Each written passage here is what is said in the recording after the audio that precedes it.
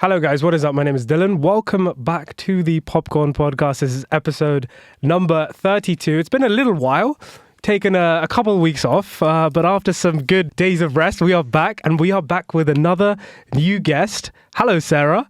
Welcome to the podcast. Would you like to give the folks a quick little intro about yourself? Yeah, so I'm Sarah. Very similar name to yourself, Dylan. Sarah's Popcorn Chats. I think that's how we initially... What is this plagiarism? Hey, I think I was first.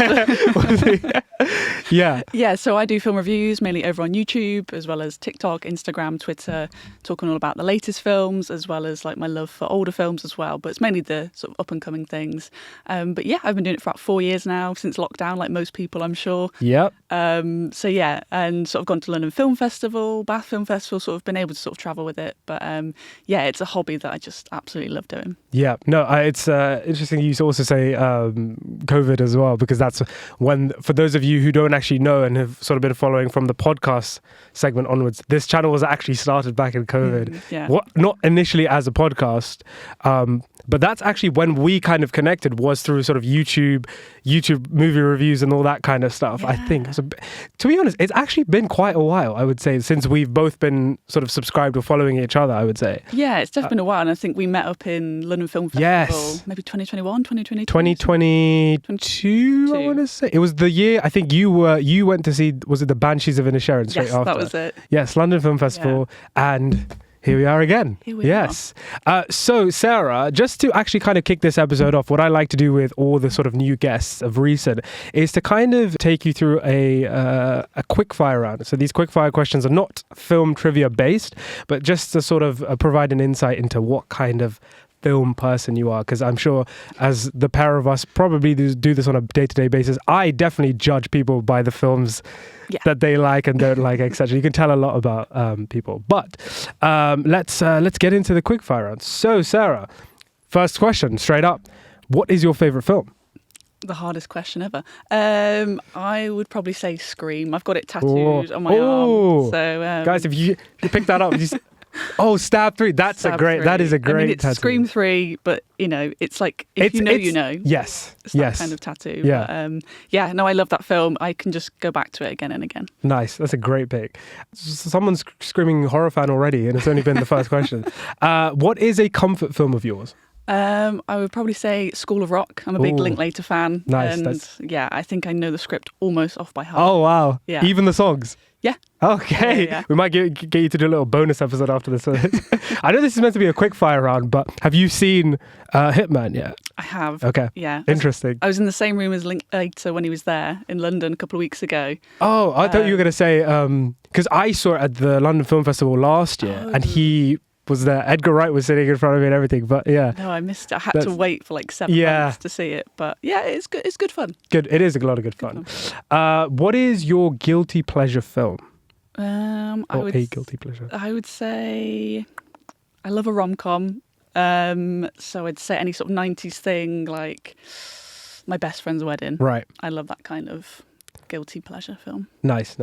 What is a film that you think is underrated? Underrated. I love an indie film as well, so I'm going to say something like The Way Back, especially coming up to summer. That's with Steve Carell and Sam Rockwell. Yes, Sam Rockwell, yeah. I actually really like that. Steve Carell plays a douchebag in that film, doesn't he? Yeah. What is a film that you think is overrated? Avatar. Oh, the first one? The first one, definitely, yeah. Would you like the second one? I've not seen the second one. Because you're not a fan of... Okay, yeah. Sure. What is your favourite film score? I would probably say Pirates of the Caribbean. I think it's one of the best soundtracks. It is. It's just iconic. It pops up like in a restaurant. I'm like, Pirates of the Caribbean. Yep, so, definitely. Horror or comedy? Horror. Sci-fi or fantasy? Sci-fi. Blockbuster or indie? Indie. What is a film that you've wished you watched in the cinema? I think I'd have to have wanted to have seen The Matrix in 1999 just to see the impact and what that was really like. Definitely. I think something like that. If you were stuck on a desert island, what 4 films would you take with you? I'm going to take Scream. Yeah, seems obvious. What else would I take? Game Night, which I think is an underrated comedy. Game Night is great. I'm keeping it lighthearted if I'm being deserted. I would take Prisoners just for a bit more drama, thriller. It's funny you just said light-hearted. Hey, I love Denis Villeneuve. I got to get him in there. Yeah, who doesn't? And then let's go with School of Rock as well. Let's go. That's good. That's a nice selection of films. Yeah. Prisoners is the only kind of outlier though in terms of genre, but yeah. What is your favourite film of this year, 2024, so far? I mean, if we're going off UK releases, I think it is The Holdovers. Oh! I know it came out in January here. Yeah. But I loved it. There was something so magical about it. Yeah. It's the only film I've given 4.5 this year. Yeah, because Sarah, you, for those who don't know, I think, to be honest, I wouldn't say you're a harsh critic. I mean, you get this all the time, or you have got this all the time. Yeah. But you have if you go on everyone's sort of not IMDb, letterboxed sort of skew, and then you go to Sarah's skew, hers is significantly different, I should say that. What is the worst film you've seen in 2024 so far? It has to be Ricky Stinicky. I thought that was so bad. The Zac Efron and John Cena comedy came out on Amazon Prime. Oh, yeah. So bad. Yeah. So bad. Don't waste your time. I won't. Don't worry. No. And finally, what is your most anticipated film for the rest of 2024? As I've said already, I'm quite a horror fan. Yep. And we had the Nosferatu trailer drop earlier this week. So it has to be that. But I have to wait till Christmas to see Yes, that's the only downside. Yeah. I can't wait for Nosferatu as well. Have you seen the original? Yes, you can watch it on YouTube for free. I haven't seen it, so maybe I will do that. Guys, you hear that? Really do. Free on YouTube. So yeah, well, thank you, Sarah, for playing that quickfire round. Hopefully, everyone has a little bit of better insight into what makes Popcorn Chat tick as a film fan. The reason we've got Sarah here on the pod today is actually to talk about the new horror sci-fi that just came out yesterday, as of when we're shooting this episode, and that is, of course, A Quiet Place Day 1. As New York City is invaded by alien creatures with ultrasonic hearing hunting humans through sound alone, a woman named Sammy fights to survive. So, Sarah, what is your kind of relationship with the other two Quiet Place films? What are your thoughts on those films? Take it away. The first one I saw in the cinema, and I was just absolutely blown away. I thought this was so so new and so fresh. It's an interesting idea. Really, really enjoyed the first one. And then the second one, I think it came out during lockdown again. So it kind of had a skewed, some people saw it, some people didn't in the cinema. So I watched that one at home. Loved it, but not as much. Again, I'm going to say I was there for Cillian Murphy. Yeah.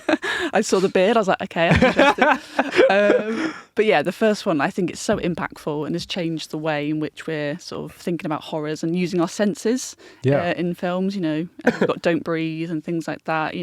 What if we sort of really, stripped it down and said, what if, you can't talk in this universe? So yeah, the first one, amazing. The second one, maybe not so good for me. Interesting. Can I say, before I do say this, I do realize I'm actually kind of in the minority here. I actually really love the second one. I mean, I love the first one. Usually the first one is always the best in my book, or most of the time. And I do really love it. And I think similarly to you, I think in terms of the kind of that experience of taking away a lot of the sound essentially, and have a lot of the film just take place in just silence completely, really provided a new and refreshing kind of experience with regards to tension. Yeah. And also it kind of, I don't think this film was sort of going for the viralness as something like Bird Box was, but it does kind of have that viral kind of element to it of anyone can sort of, when it's a post-apocalyptic world, the first thing you're going to think of is what are you going to do in this situation kind of thing. Yeah. So it's kind of one of those films that kind of grabs any kind of viewer.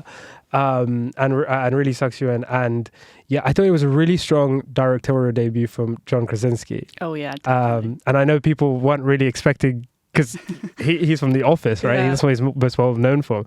And obviously him and Emily Blunt and what they were able to do. And yeah, I thought the first one was really, really good. I really enjoyed the second one. I think, going bigger and better isn't always the best plan, but I like the introduction of Cillian Murphy as well. And I thought one of the things that film sort of touched on, but didn't go into, that I was hoping this one would, was the idea of humans and how humans change during in these scenarios, which we'll go into in a little bit more. But yeah, I actually really like the second one. I think that's my favorite. But that's a hot take. It is a hot take, a little bit of a hot take, yeah.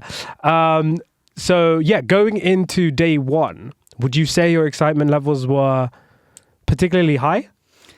I'll be honest and say I was curious by this film because of the actors. I was really intrigued by Lupita and Joe going into this. Sorry to stop you really quick. I feel like you're underplaying Mr. Joseph Quinn massively here. What, and the fact that I bumped into him in a prayer as well? Fact that, yeah, can you just tell us briefly about what that experience was like? Oh gosh, yeah. London Film Festival, I think it was the same year I met you. Yeah, it was. I was just walking around Soho, killing time. I was like, because I saw Joseph Quinn was there early in the week. I was like, I'll just wander around. Who do I see the back of the head of in front of me? It's Joseph Quinn. I was like, oh God. Okay. Turned into a Pret. He's in the Pret. Oh my gosh. And ordered a coffee. And I said, hi Joe, do you mind getting a photo? He's like, yeah. So I said, hope you enjoy the festival, blah, blah, blah, blah. And then, funnily enough, I nearly bumped into him the other week as well when I popped into London. We were walking opposite ways. And I thought, I won't say anything. Yeah, he had a shaved head like he's got at the minute. But I was like, I'll just leave him be. Yeah. We're just drawn to each other. Yeah. Something about it. Yeah. Who knows what's going to happen next? Who knows? Who knows? That's really interesting because I think when you met him, what happened with me that same week, it was London Film Festival 2022, I think it was. I went to I think it was the premiere for White Noise, Noah Baumbach's new film with Adam Driver, Greta Gerwig. And I was sitting next to my friend Panwa, and we were kind of waiting for, the actors to come in, etc. And he just sort of entered randomly through a door. And we were just kind of like, and he walked past us and sat literally 2 rows behind us. And we both looked at each other and were like, was that Joseph Quinn? Because he had a baseball cap. I don't think he wanted people to really kind of sort of identify him. So we were like, you know what? We'll respect his sort of intentions. But we're like, oh my gosh. And I remember putting that in my story. And I think because you were like at the time, or you might still be, super fan as far as I was concerned. Yeah. And you were like, what? And then a couple of days later, manifested it. Yeah, you did. Yeah. Anyways, that was our little Joseph Quinn tribute. So yes, Lupita Nyongo, Joseph Quinn, completely new cast to the previous two films. Some really good talent behind this film. So I think that was also another reason why I was very interested. To be completely honest, when this film was, I think, initially announced after part 2, I think it was, my biggest sort of reservation here was that it wasn't being directed by John Krasinski, because he was such a big part of, I mean, of course, in front of, but behind the camera was such a big part of those two films. Obviously, I was like, yep, I'm down to see what someone else can do with this. But initially, I was like, I kind of like what John Krasinski's doing here, and I don't know if I want to see him go just yet. But I wasn't super excited, and I saw, I think, one trailer, and that was about it. Yeah, and I went into this film as blind as possible, and I saw it last night. I think you saw it yesterday as well. Yeah. What do you think? General feelings? I was really surprised how much I enjoyed this one. Ooh. I think there was a lot of positives for me. I even had a little cry, which we'll get into. This is the fourth person I've heard in the past 10 hours say this. Sorry. I'm an emotional person when it comes to film, so I cry at anything. And Joseph Quinn. But yeah, no, generally really, really liked it. It was a little bit obvious in some places, but, it sets it up. It's like, oh, okay, it's going to go one way. But generally really enjoyed it. Really nice, concise, hour-and-a-half film that had some great horror, sci-fi, funny moments. Yeah. Generally really positive. Yeah. I think the funniest part for me was when Joseph Quinn said, my family, or I'm from Kent. Kent, yeah. I think everyone was like, what? Yeah. And then he was like, in England. So I was like, okay. Because I have to let the Americans know. Yeah, the Americans. Yeah. Happy that you enjoyed it. I did actually enjoy it. I thought it was a solid film. I think it is a really concise hour and 40 or so minutes. Yeah. I was actually really surprised that it was this short. I don't think I've seen many films recently of that kind of runtime. Yeah. Yeah, I thought it was solid. To be completely honest, I think the film, for me, I think it's fine. I think it's definitely, it's got a lot of great things about it. And the most difficult part of my feelings towards this film is I haven't actually got any major criticisms. I just feel a certain way. Yeah. And I was like, you know what? It's good. It's fine. It's a solid hour and 40 minutes in this world. It doesn't sort of overstay its welcome. It doesn't try to do anything necessarily out there. It's kind of, you give a director, I think it's Michael Sarnowski who directed it. I think he directed Pig with Nicolas Cage. I've still not seen that. I saw it. I remember, I enjoyed that film as well. But no, I like the idea of kind of giving a sort of franchise premise to a director and kind of just letting them do their thing. What would you say, Sarah, if you had to pick one or a few things that were the sort of standout kind of elements of day one here? What would you say? I mean, luckily I was excited about the actors, and I think the performances from Lupita and Joseph Quinn were like the things that carried it for me. I think in a world where it's so quiet, no pun intended, you have to act with your eyes and face.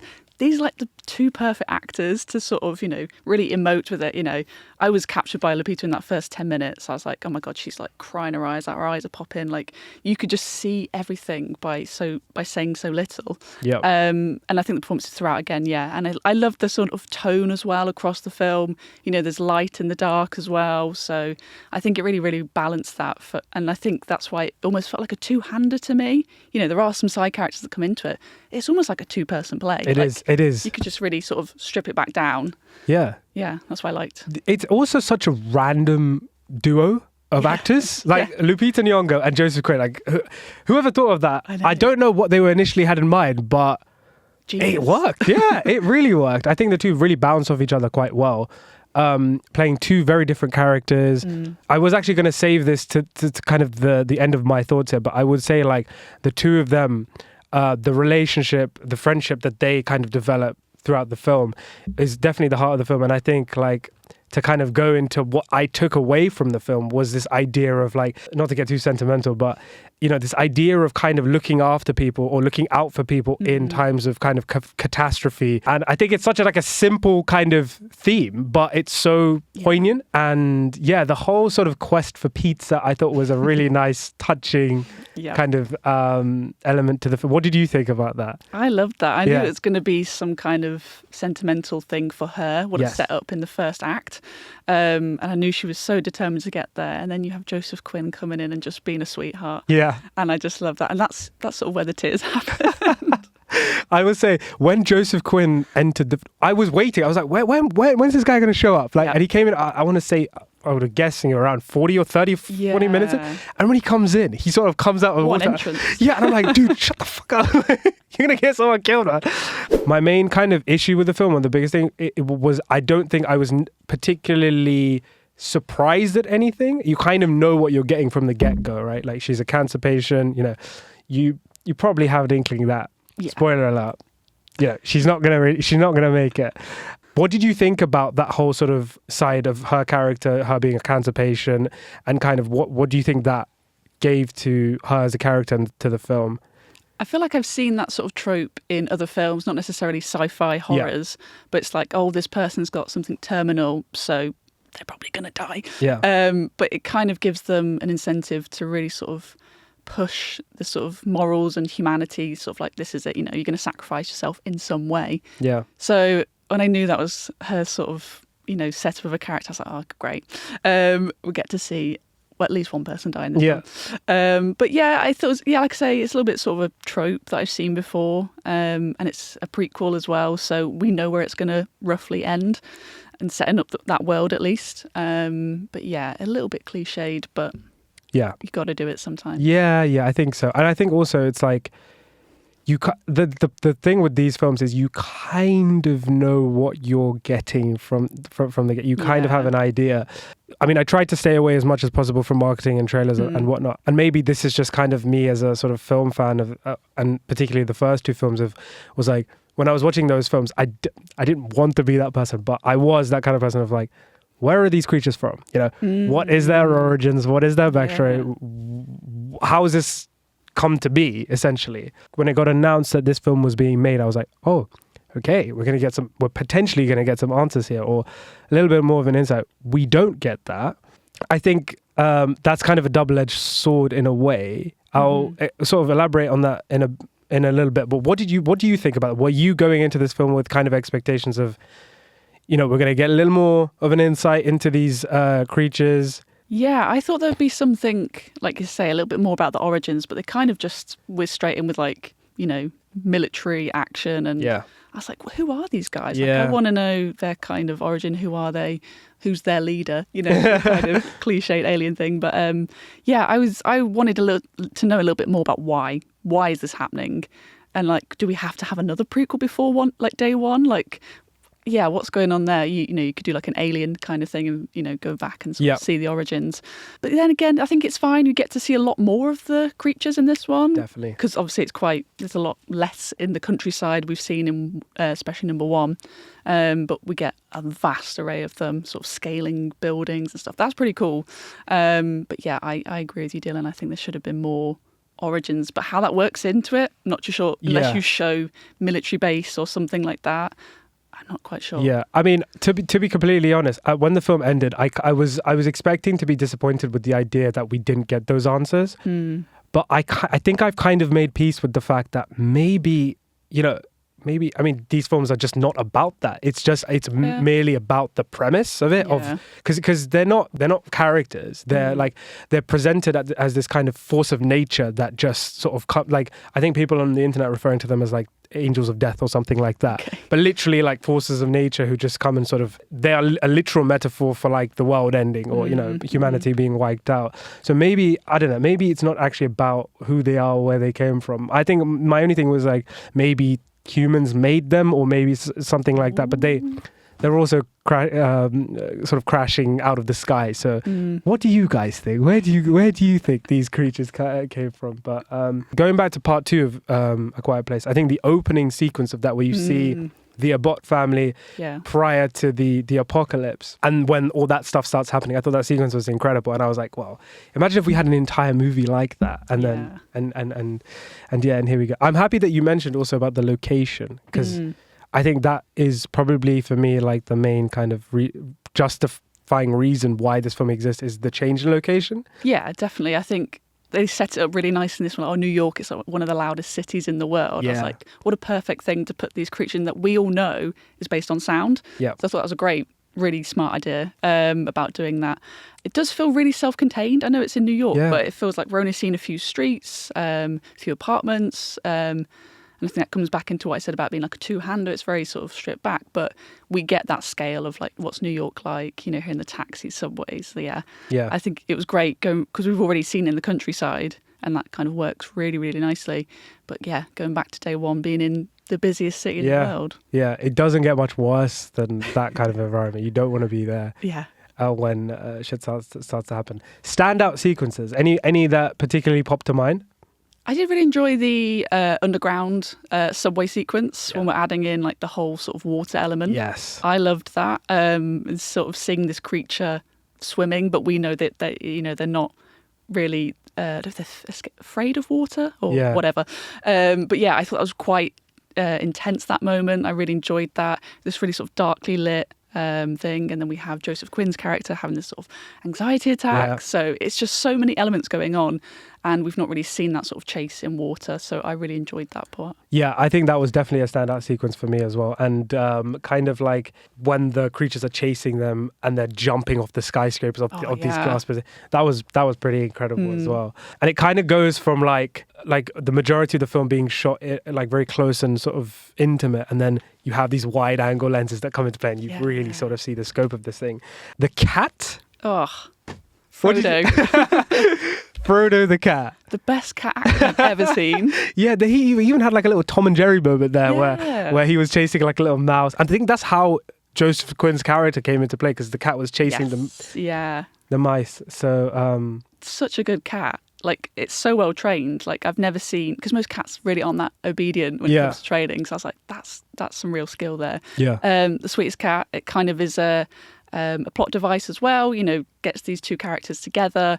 You feel emotion, you know, empathy towards this cat. And there's some points where, especially in the subway scene, and they put it in a bag and they go underwater. That cat would be drowned. That's what I thought. It's like, there's no logic here. No, 100%. And then like you see it all wet and you're like, oh, phew. Yeah. Thank God for that. I'm trying to think of like the deaths in the film. Alex Wolff, when he died. That was quick. I was really shocked by that, because I've seen him doing the press and like the marketing for it. And I like him as an actor. I think he's a great actor. And then I was like, oh, snatched away 10 minutes in. I was like, oh, okay. Would like to have seen more of like them two going around, because they clearly had a connection. They did. Him being a nurse, but he's like, I'm your friend. She's like, I kind of like their dynamic. So I would have liked to have seen him go a little bit further more into. Yeah, no, I think so as well. I also thought that Jaimon Hounsou's character would have been in it a bit more. Yeah. He was in the second one, right? Yeah, exactly. And now, so that's how this film and the second one kind of link is the people from the boat go to the island. Yes. And and then when he kills that guy in front of his kid, that was quite a... You found that hilarious, but it was quite a... I think he had to do it, though. Yeah, no, he did. I was like, just do it. You have to do it to protect your kid. Like, it's really, again, like really great direction, sort of showing him, the kid on the corner, these shots. He had to do it. In that instance. Yeah, and obviously this is all us singing praise of the film, but also one of the best things about this film is the actual sound design itself. It's terrific. It's terrific. I did really enjoy the fact that we do get a little more time with these creatures as well. Like, literally the camera is so up close and personal with them. There's a shot, I think, that you kind of see the kind of CGI mechanics into their kind of ear and kind of the sounds that they're constantly hearing. Whenever the military would fly over the city and kind of draw the creatures a certain way, and you hear this like stampede of them just kind of going by. That was really kind of riveting, intense stuff as well. I think the sound really came into play with like the jump scares. I think it was a really jump scare heavy film, which I'm kind of like, I think jump scares can be quite cheap, I'm going to say. No, I agree, yeah. But those people in the screening next to me, like screaming at the sort of the reactions. Some of them I could tell when they're coming. You know, I've seen a lot of horror films, but it always coincides with the sound and the sounds they make, and it's such a tense scene. No one's speaking, and then you hear this sort of creature. I think the one that got everyone in my screening was there was a girl sitting next to me, and she literally flew out of her seat for this one. I think it's where Lupita is sort of sleeping. Yes. And there's a shot of her kind of opening her eyes, and it's like a perfect New York City, and then the creature just comes up to her. This girl, I tell you, she was flying. Characters and the sort of Joseph Cohen and Lupita Nyongo, the relationship they build, because like you said, he's a character who at the very start is super terrified of what's happening, as you would be, and having these panic attacks, and kind of in the end he sort of learns to kind of be at peace a little bit, and also he helps her and he does nice things for her, right? Yeah, I think he definitely feels some sense of responsibility and maybe keeps his mind busy whilst he, supports her medically or, emotionally. Yeah. And then she does the same for him ultimately in the end, the passing of the cat. Oh my God. Yeah. Also, when he is running off the kind of ledge at the very end and the creatures are chasing after him, like literally this close. So close. There's that shot, that was a wide shot of him sort of jumping off. Gosh, yeah. Again, I don't think that cat was real at that point. There's got to be a fake cat. Yeah. You can't jump. You can't. But no, overall, a solid entry, solid film. Are you excited to see where they could potentially go next? I don't know where they could go next. Like I say, do you add another prequel in? Do you throw it up into space? Or, I don't know. Yeah. Or do you, because now we've gone day 1, 2.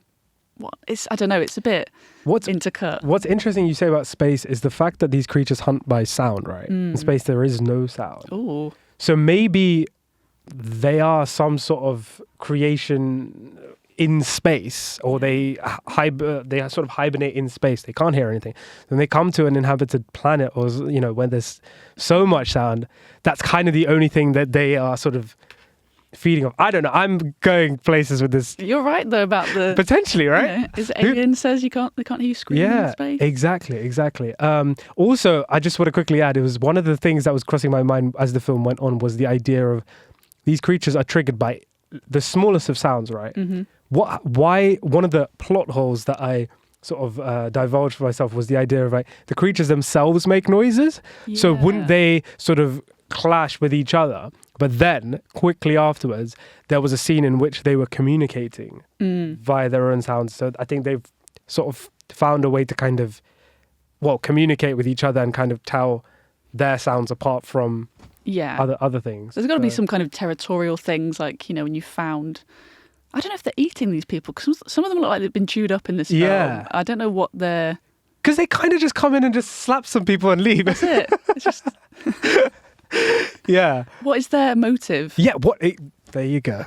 What is their motive? So going off the whole what's next kind of thing, if you could pick a location on Earth, a country, a terrain, where you'd like to see these creatures go crazy, where would it be and why? Ooh.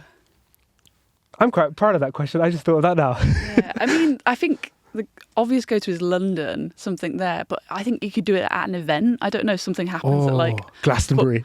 I was going to say a festival, football, something like that, and it just rips through. Yeah. Because that's very sound, obviously sound-based. Of course. But how would, they'd have to crash land into the Glastonbury.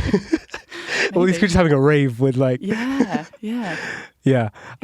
Also, my follow-up question to that is, obviously Lupita and Joseph Quinn, great actors, like you said, emoting a lot with their faces alone, lack of dialogue, brilliant performances.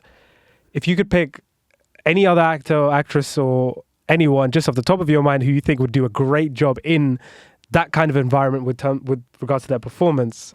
Oh my gosh. Who's an eye actor? Yeah. Anya Taylor-Joy. Anya Taylor-Joy. She's got them big eyes. She does. Yeah. Anya's a great eye actor. I think another one for me was, I'm trying to place her in A Quiet Place environment, but Lily Gladstone has such incredible eyes. And Killers of the Flower Moon, that was a lot of her performance. And again, she didn't have much to say. And she didn't have. There you go. Emma Stone as well has quite distinct eyes. Yeah. Although she could probably do anything at this point. She's great, but she's quite comedic. She is quite comedic. Yeah. Whereas, I don't know if that would fully work. Yeah. What about, we've not said amen. Is there any other who could play Joseph? The guys are missing out. Guys are big eyes. I'm trying to think who's expressive. Maybe Jeremy Allen White. Oh. He would be good. He could be quite good. He could be quite good. I was going to say, he's in Chicago, talking about the bear. Yeah. If he was in a restaurant, he's just like, what's going on? Yeah. Go for it. Eye actors. Don't know. Guys, which great eye actors do you want to see in a Quiet Place film? Let us know. But yeah, I think that is more or less a kind of breakdown review on A Quiet Place Day 1. Yeah. Yeah, let us know what you guys thought of the film, whether you loved it, whether you didn't love it so much. But now, I think, Sarah, we're going to go into our little game segment. We are going to be playing a couple of different games, different rounds. So we've got 4 games lined up. Cool. I think 4 games, yeah.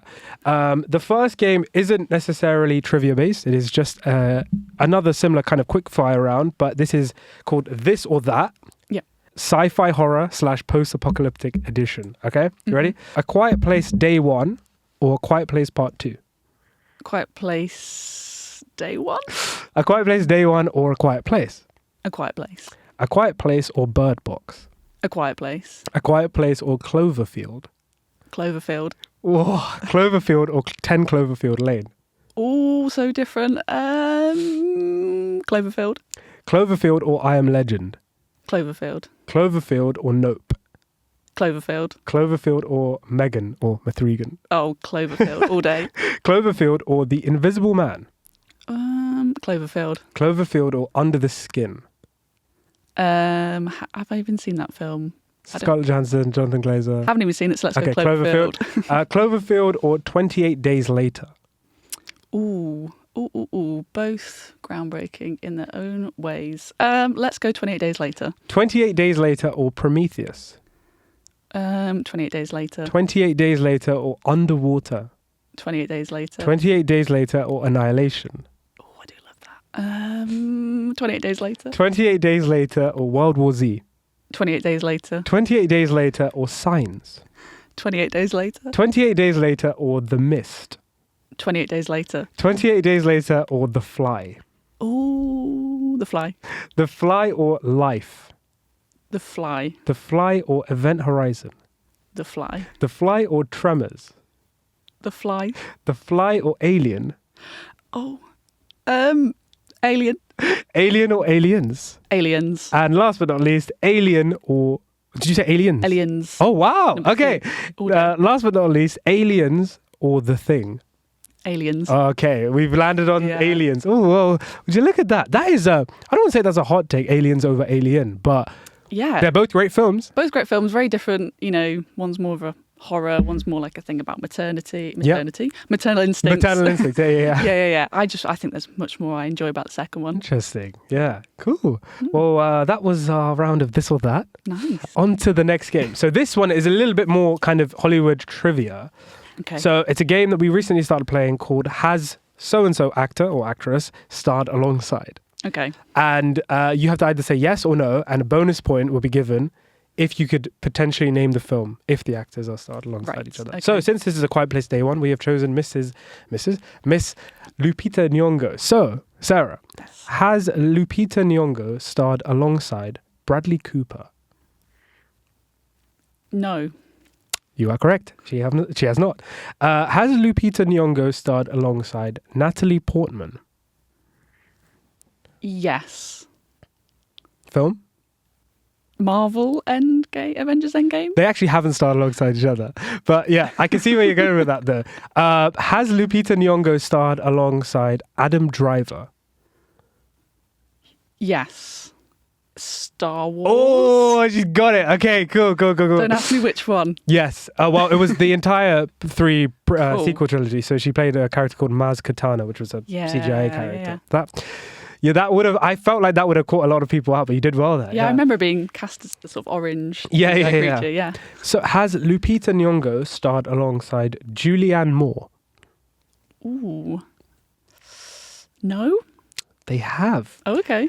They started a film called Non-Stop with Liam Neeson on an airplane. I don't know if you've heard of it. No, I haven't. No. So Lupita Nyong'o plays a air hostess in that plane, and Liam Neeson is trying to basically find these 2 killers on a plane, essentially. Of course. And Julianne Moore is one of the suspects. But yeah. So has Lupita Nyong'o starred alongside Emily Blunt? Yes. They haven't. Oh. No, I've just put those 2 Quiet Place actresses together, but no, they have not. No. Has Lupita Nyong'o starred alongside Andy Serkis? Ooh. No. They have. Oh. So they both starred alongside each other. Star Wars. Star Wars is one, but the other is Black Panther. Oh, yeah, of course. Yeah. Wow. Look at me. And finally, has Lupita Nyong'o starred alongside Michael Fassbender? Yes. Film? 12 Years a Slave. There you go. And you ended on a high. Well, there you go. that was a solid round. Yeah. So on to the next game, guys. So this one is, Sarah, how well do you know IMDb? Fairly well. Okay, Yeah. Well, this game is, can you guess the IMDb rating for the following sci-fi horrors / post-apocalyptic films? Okay. So let's see how close you can get to the actual ratings. Okay, so first off, we're going to go with A Quiet Place. Okay, 7.5. Oh my God, you literally hit it. So after a flying start, that is bang on. 7.5 is correct. So, Amazing. A Quiet Place Part 2. It's going to be less. I'd say 6.4. Oh, it's not second. It's 7.2. 7.2. Oh, wow, okay, higher than I thought. Yeah. Bird Box. Oh, a 6. 6.6. Oh, okay. Cloverfield. Oh, I love Cloverfield, but am I being biased? 6.8. Oh, close. 7.0. Okay. So a little higher. 10 Cloverfield Lane. People love that one. 7.8. 7.2. I Am Legend. 7.2. Bang on again. Oh! There you go. Yeah. Jordan Peele's Nope. I think the fanboys might put it higher. Let's go 7.3. 6.8. Okay. World War Z. 6.5. 7.0. Gosh. Annihilation. I don't think everyone loves it as much as I do, so 6.7. Oh, so close. 6.8. Oh. Children of Men. Oh gosh. 7.3. 7.9. Ooh. This one's high. This one's almost made it into the 8s. Your personal favourite, Aliens. Oh, but I think people love Alien more, so it's not going to be higher than that. So Aliens, 7.6. 8.4. Woohoo! Yeah, classic. The Thing. Oh, high. That's going to be like 9.2. 8.2. 8.2. Okay. And finally, last but not least, Alien. That's going to be high as well. What was Aliens? 8.2. No, 8.4, sorry. It's going to be higher, so 8.7. 8.5. Just the 0.1 off. Wow. Yeah. Well, there you go. There you go. It's tricky. It is a tricky game. It is a tricky game. I think you, like Adam, who we played with last time, he really knows the rating systems quite well. Because he was doing all sorts of action films and I was genuinely like, what? How are you doing this? But yeah, that was a round of Can You Guess the IMDb rating? For our final game, Sarah. Mm-hmm. Since we are talking about A Quiet Place, and since A Quiet Place heavily revolves around sound, we are going to be playing Can You Guess the 2024 film trailer based on a few seconds of audio alone. So I think we have 6 sound bites here. Okay. Are you ready? Yeah. This is someone who doesn't watch watching trailers. Yeah. Okay, sure. Cool. So the first trailer of 2024 we have is... Guys, whatever's in there, it's big and it's moving fast. Drive. It's got to be Twisters. Yeah, bang on. There you go. Off to a flying start again. So the second trailer we have is... FBI, open up. Are you threatening me? Yep. Well, that was really stupid, honey. Oh, gosh. FBI. Do you want to play it again? No, I'm going to go with Bad Boys 4. Not Bad Boys 4, no. FBI. Who's got FBI in it? I don't know. The Beekeeper. You want one more go? I think you potentially could get it. I'm not Could sure. I? FBI, open up. Are you threatening me? Yep. Well, that was really stupid, honey.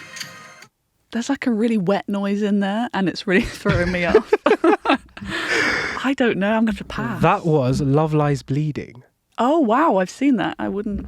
It's very interesting because when I was doing the moments from the trailers, I didn't want to be... Because there are obvious moments and then there are like kind of more subtle ones. But God. yeah. Up next, we have...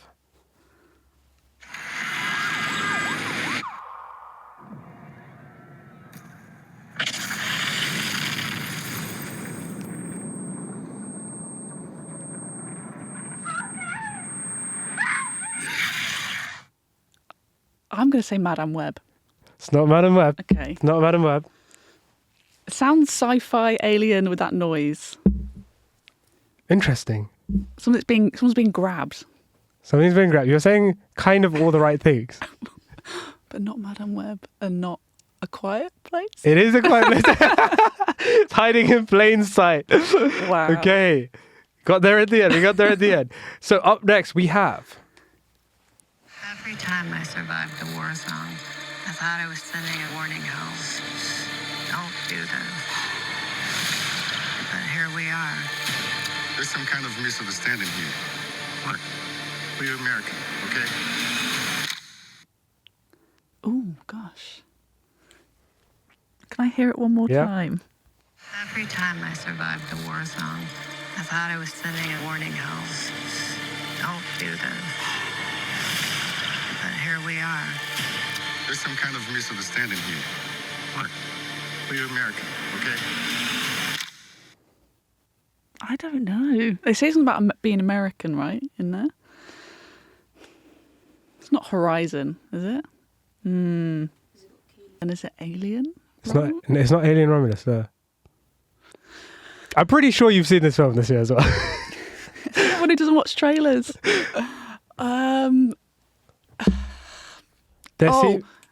Civil War. There we go. You helped me. Okay. You're doing so well on this. Am I? I think you've only not got one of them, and that was Love Lies Bleeding. Yeah. So we're down to the last 2 sound bites. So up next we have... I haven't done anything with my life like you have.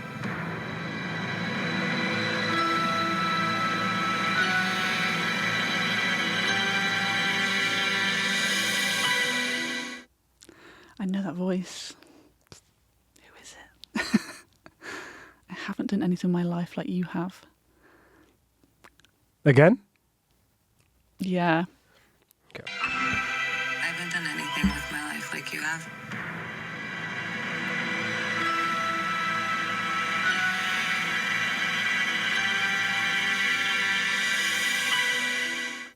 Oh, I don't... Does it sound like Scarlett Johansson? So this is what these guys said in the car. It does sound like Scarlett. It's not Scarlett Johansson. She's only in that Moon film. Fly Me to the Moon. It's not Fly Me to the Moon. But why the music? It's quite dreamlike? I'm saying all the right things. I know I am, but I just can't. You're gonna when you watch this episode back, you're gonna be myself.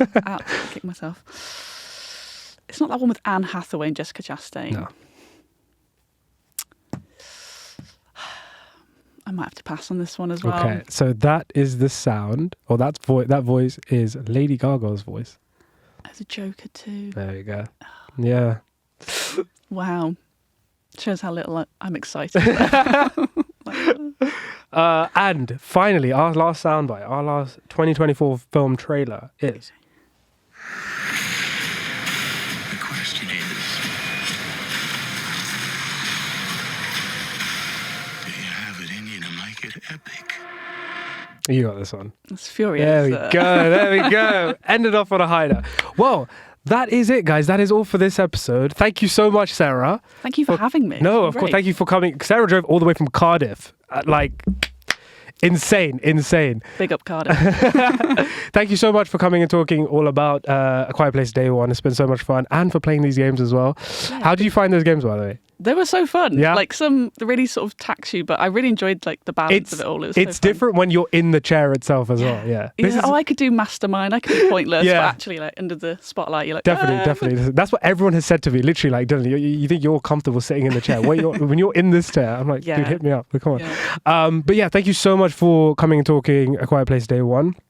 And sci-fi horror. Yeah. Oh my gosh. I wanted to actually ask you, before we actually end this episode, the elephant in the room, or what of, how was it like interviewing Josh O'Connor? It was mad. What was that like? Yeah, it was cool. He was talking about La Chimera, which is one of his... I need to watch that. It's playing at Belsize. It's so good. Yeah. I've seen it twice now. And he was doing a talk at Bristol's Watershed Independent Cinema, and then he was doing a Q&A, and then someone was like, you could, interview him. I was like, okay, great. So it was just me and him and some people, staff there, and we just got to talk. I thought I've only got 5 minutes. That's what you normally get, like a press junket. We spoke for about 15. That's great. We could have spoke for more. Yeah. The nicest guy. I have nothing bad to say about him. Like, so chill. Yeah. So nice. Were you a Josh O'Connor fan beforehand? Yeah. Yeah? Yeah, been a fan for about 7 years. Yeah, I had only seen him in... No, I hadn't... I'd only seen him in Challenges. I don't think I'd seen him before that. I haven't seen The Crown, but I have seen that one scene where he freaks out. He's like, because I care about it. Like that scene. Have you seen God's Own Country? No, I haven't. I need to do a Josh O'Connor sort of run through. Sounds weird, but... Yeah, I'll go through all his previous stuff. Yeah, he seems like a really nice guy, in junkets and stuff that I've seen. Really humble, yeah. Yeah, but no, that seems surreal. Yeah. Yeah, it was so cool. So I'm trying to jump on that and trying to get to interview more people. I'd love to do more of that. To be honest. Did you enjoy that? Really enjoyed it. Yeah, I was melting. Yeah, but I can got imagine. into it a little bit. But yeah, it awesome, was so awesome. Cool. Well, I wish you, and we all wish you the best of luck with that, and hopefully you get to interview many more. Joseph Quinn, you're up next, man. Can I just say, when that eventually happens, it will be like it will be a full circle moment for sure. We've said it here. This isn't going anywhere. But yeah, once again, thank you so much, Sarah, for coming and chatting. Guys, do let us know what you thought of A Quiet Place Day One down below in the comments section, whether you loved it, whether you didn't love it. But for now, guys, thank you for watching, thank you for listening, and we will catch you very soon in the next episode of the Popcorn Podcast. Cheers.